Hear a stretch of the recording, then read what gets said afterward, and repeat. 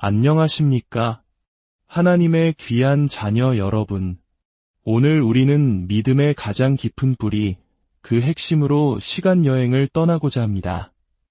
여러분, 믿음이란 무엇일까요? 단순히 마음으로 느끼는 따뜻한 감정, 혹은 어려운 시기에 기댈 수 있는 위안 정도일까요? 물론 그것도 믿음의 중요한 부분입니다. 하지만 초대교회의 그리스도인들에게 믿음은 그보다 훨씬 더 절박하고 구체적인 것이었습니다. 그것은 목숨을 걸고 지켜야 할 진리의 내용 그 자체였습니다. 오늘 이 깊은 이야기에 귀 기울이시기 전에 잠시 시간을 내어 구독과 좋아요를 눌러주시면 이 귀한 지혜가 더 많은 분들에게 닿을 수 있는 큰 힘이 됩니다. 여러분의 작은 클릭 하나하나에 하나님의 축복이 함께하기를 기도합니다. 이야기의 시작은 지금으로부터 약 1700년 전 로마 제국 시대로 거슬러 올라갑니다. 당시 로마인들의 종교 세계는 오늘날 우리가 생각하는 것과는 매우 달랐습니다.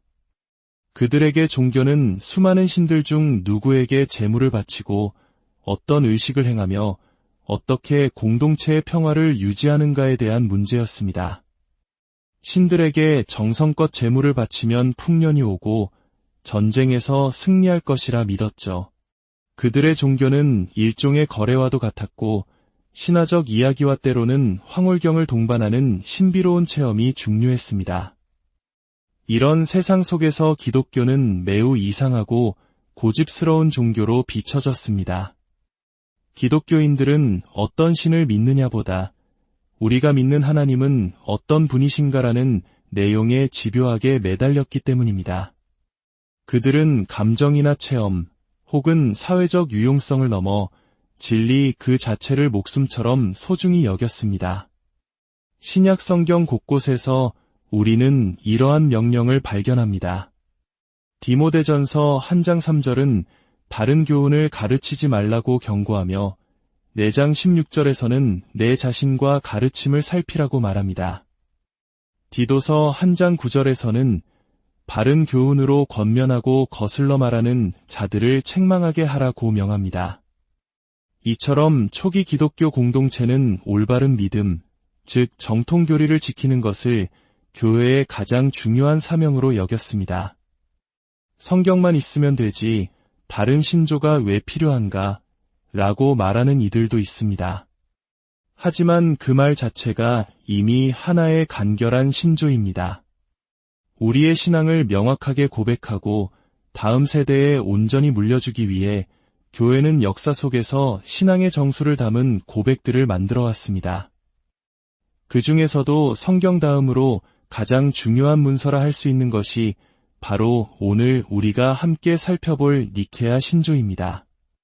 서기 325년에 처음 형태를 갖추고 381년에 완성된 이 신조는 무려 1700년이라는 세월을 넘어 오늘날까지 전 세계 수많은 교회가 함께 고백하는 믿음의 주춧돌입니다. 우리가 쓰는 그 어떤 글이나 말이 1700년 후까지 기억될 수 있을까요? 니케아 신조가 이토록 오랫동안 기억되고 암송되는 이유는 그 안에 우리를 구원하시는 하나님이 어떤 분이신지에 대한 가장 핵심적인 진리가 담겨 있기 때문입니다. 니케아 신조의 첫 문장은 이렇게 시작합니다. 우리는 믿나이다. 헬라어 원문으로는 피스튜오멘, 라틴어로는 크레도입니다. 이 단어에서 신조를 뜻하는 영어 단어 크리드가 유래했습니다. 신조란 교회가 믿도록 부름받은 내용의 핵심을 담은 선언문입니다. 우리는 보통 신앙 고백서나 교리문답 같은 용어도 사용하는데요. 간략히 구분하자면 신조는 우리가 믿는 하나님에 대한 핵심적인 진술이고 신앙 고백서는 우리가 믿는 것에 대해 보다 포괄적으로 설명하는 문서이며 교리문답은 질문과 답변 형식으로 신앙을 가르치는 도구라고 할 수 있습니다. 니케아 신조는 바로 그 우리가 믿는 하나님에 대한 가장 장엄하고 정밀한 고백입니다. 우리는 믿나이다. 이 단순한 선언이 고대 로마 세계에서는 얼마나 혁명적인 말이었는지 우리는 기억해야 합니다. 그것은 우리의 정체성이 감정이나 경험이 아닌 우리가 함께 고백하는 믿음의 내용에 있음을 선포하는 것이었습니다. 자, 이제 신조의 첫 구절을 더 깊이 들여다보겠습니다. 우리는 한 분이신 하나님, 전능하신 아버지를 믿사오니 하늘과 땅과 보이는 것과 보이지 않는 모든 것을 만드신 분이시나이다. 이 짧은 문장 안에 실로 우주적인 진리가 담겨 있습니다. 이 고백을 통해 우리는 하나님에 대해 최소 4가지 중요한 사실을 알게 됩니다. 첫째, 하나님은 오직 한 분이십니다. 여러 신들이 각축을 벌이는 다실론의 세계관 속에서 기독교는 유대교의 신앙을 이어받아 유일하신 한 분 하나님을 선포했습니다. 이것은 기독교 신앙의 대전제입니다. 둘째, 그분은 아버지이십니다. 물론 하나님은 생물학적인 남성이 아니며 육체를 가지신 분도 아닙니다. 하지만 성경은 하나님 자신을 계시할 때 왕, 남편, 그리고 아버지라는 남성적 명칭과 직함으로 일관되게 표현합니다. 이는 하나님께서 모든 만물의 창조주이시며 그를 믿는 자들을 자녀 삼으시는 분임을 보여줍니다. 그러나 가장 중요한 의미에서 그분이 아버지이신 이유는 바로 예수 그리스도께서 그분의 독생자, 즉 아들이시기 때문입니다. 아버지라는 이름은 아들과의 관계 속에서만 온전히 이해될 수 있습니다. 셋째, 그분은 전능하신 분입니다. 신조에 사용된 헬라어 판토크라토르는 모든 것의 통치자를 의미합니다. 흥미롭게도 신약 성경에서 이 단어는 대부분 요한계시록에 등장하며 성부 하나님과 성자 예수님 모두에게 사용됩니다. 이는 아들 또한 아버지와 동등하게 신적인 권능을 가지신 분임을 암시하는 중요한 대목입니다. 넷째, 그분은 창조주이십니다. 하나님을 제외한 이 세상 모든 것은 하나님의 뜻에 따라 존재하게 되었습니다. 오직 하나님만이 스스로 존재하시는 분이며 다른 어떤 것에도 의존하지 않으십니다. 그분은 하늘과 땅, 즉 우리의 눈에 보이는 물질 세계와 보이지 않는 영적 세계 모두를 무로부터 창조하셨습니다. 이는 당시 유행했던 영지주의 이단에 대한 강력한 반박이었습니다. 영지주의자들은 물질 세계가 불완전하고 악한 하급신에 의해 만들어졌다고 주장했지만 교회는 전능하신 성부 하나님께서 친히 모든 세계의 선한 창조주이심을 분명히 선포했습니다.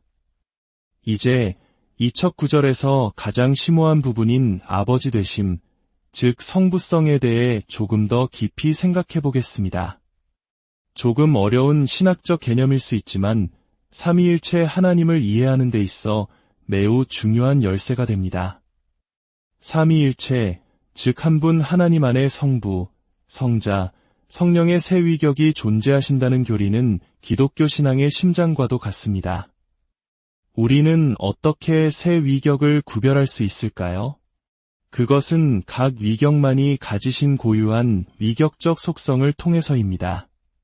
성부 하나님에 대해서는 말할 수 있지만 성자나 성령에 대해서는 말할 수 없는 것이 무엇일까요? 바로 그분이 아버지라는 사실, 즉 낳으시는 분이라는 점입니다. 반대로 성자 예수님에 대해서만 말할 수 있는 것은 그분이 아들이라는 사실, 즉 낳음을 받으신 분이라는 점입니다. 그리고 성령님은 성부와 성자로부터 나오시는 분, 혹은 발출되시는 분입니다. 니케아 신조는 아들이 아버지로부터 낳음 받으셨다고 고백합니다. 여기서 우리는 아리우스 이단이 저질렀던 치명적인 실수를 피해야 합니다.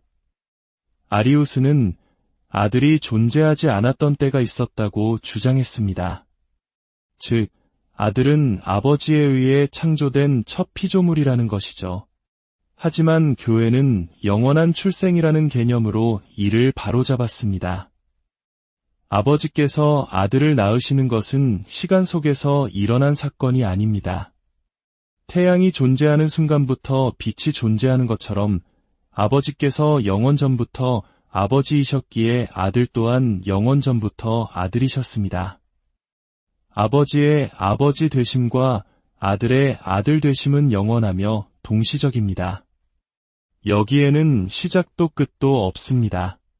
따라서 성부, 성자, 성령 사이에는 존재나 능력, 영광의 차이가 없습니다.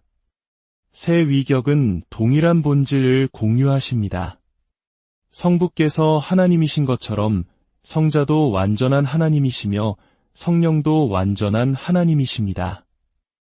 아들은 아버지가 가지신 모든 것을 가지셨습니다. 단 하나, 아버지가 아니라 아들이라는 점만 다릅니다. 그렇다고 해서 세 위격의 관계에 아무런 질서가 없는 것은 아닙니다. 성경은 아버지가 아들을 세상에 보내시고 아버지와 아들이 성령을 보내신다고 가르칩니다. 아들이 아버지를 보내거나 성령이 아들을 보내는 일은 없습니다. 이처럼 성부, 성자, 성령 순서의 신적인 질서가 존재하지만 이것이 결코 능력이나 지위의 종속을 의미하지는 않습니다. 이 모든 이야기가 오늘을 살아가는 우리에게 어떤 의미가 있을까요? 이 고대의 신조가 우리의 삶과 무슨 관련이 있을까요? 우리는 세례를 받을 때 성부와 성자와 성령의 이름으로 세례를 받습니다. 이것은 단순한 의식이 아닙니다. 이것은 하나님의 가족으로 입양되어 그분의 이름을 우리 가문의 이름처럼 물려받는 장엄한 순간입니다. 우리 한국인에게 자신의 성씨와 본관이 얼마나 중요한지 생각해 보십시오. 그것은 우리의 정체성이자 뿌리이며 우리가 누구에게 속해 있는지를 보여주는 이름입니다. 마찬가지로 우리가 성부, 성자, 성령의 이름으로 세례를 받았다는 것은 우리의 이름이 삼위일체 하나님의 이름 위에 새겨졌다는 것을 의미합니다. 우리의 정체성은 이제 세상의 것이 아니라 영원하신 아버지와 아들과 성령의 거룩한 관계 안에서 새롭게 정의됩니다. 우리가 예배 속에서 성령의 이끄심을 받아 아들 예수님을 찬양하고 그를 통해 아버지 하나님께 영광을 돌릴 때 우리는 바로 이 삼위일체의 신비로운 생명 안으로 들어가는 것입니다. 니케아 신조는 단순히 외워야 할 딱딱한 교리가 아닙니다. 그것은 우리가 누구의 자녀가 되었는지, 우리의 진정한 가족 이름이 무엇인지를 알려주는 감격스러운 고백입니다. 우리는 믿습니다. 한 분이신 하나님, 우리를 자녀 삼으신 전능하신 아버지를, 그리고 그 믿음은 우리를 영원한 아들이신 예수 그리스도께로, 그리고 우리 안에 내주하시는 성령님께로 인도합니다. 이것이 바로 기독교 신앙의 영광이요, 흔들리지 않는 우리의 반석입니다. 이 진리의 말씀이 여러분의 삶에 깊이 뿌리내려 세상의 어떤 풍파 속에서도 흔들리지 않는 믿음의 반석이 되기를 주님의 이름으로 축원합니다. 들어주셔서 감사합니다.